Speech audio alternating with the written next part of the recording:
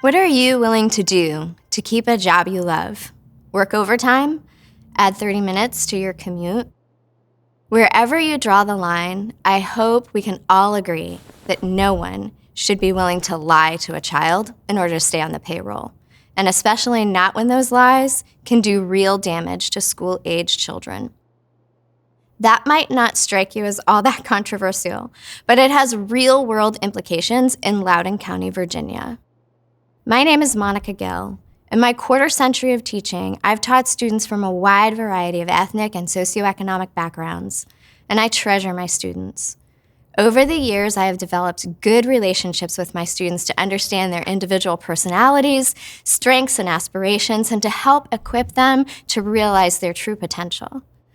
But in 2021, the Loudoun County School Board presented teachers like me with an impossible choice. In order to keep our livelihoods, we would be forced to lie to students about the most fundamental points of biological reality. Despite the enormous number of genuine concerns expressed by parents and teachers, which came from across political spectrums, the board adopted Policy 8040. The policy forces teachers, staff, and even students to call girls boys and boys girls solely based on another student's stated gender identity. Even more alarming, school regulations also allow staff and teachers to cut parents out of the equation entirely, concealing the fact that children as young as kindergarten are identifying as the opposite sex during school hours. There are no exceptions, no middle ground, no opportunity to compromise for the sake of conscience.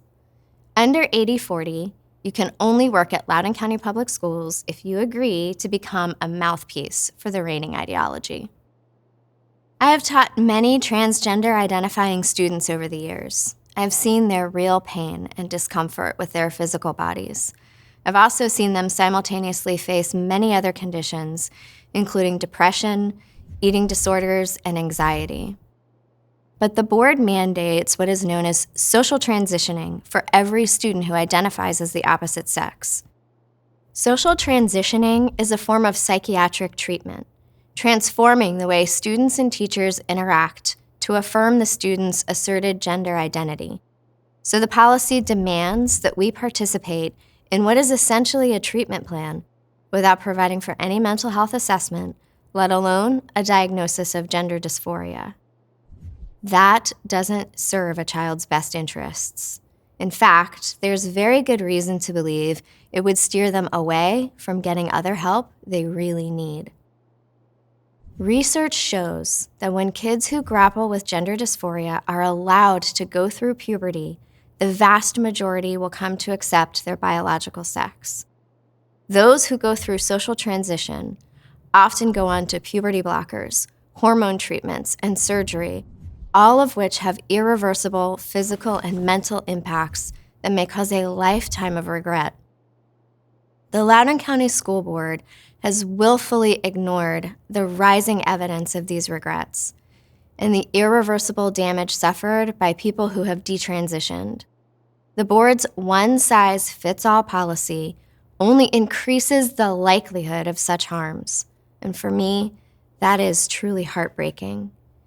I've loved and cherished every student I have ever taught over the years, but my duty to be honest and to always act in my students' best interests means I can't always do or say everything they ask. That's why even though I call my transgender identifying students by the name they choose, I can't use pronouns that are inconsistent with their sex. That would be affirming that a boy is a girl or vice versa. And that's just not true. The most loving thing we can do is to speak to others in words that are accurate and true.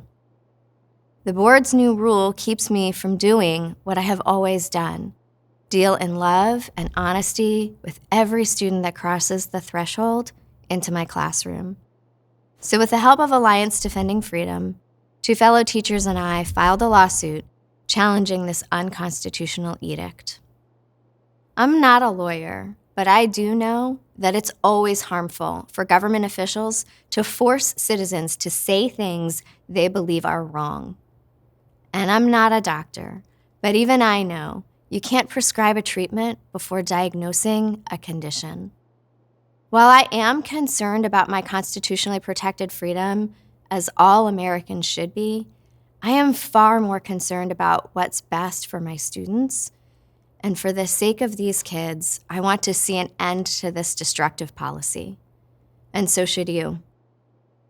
Find out more about my case at adflegal.org. You can find more videos like this at adflegal.org/freedommatters or on YouTube and Facebook.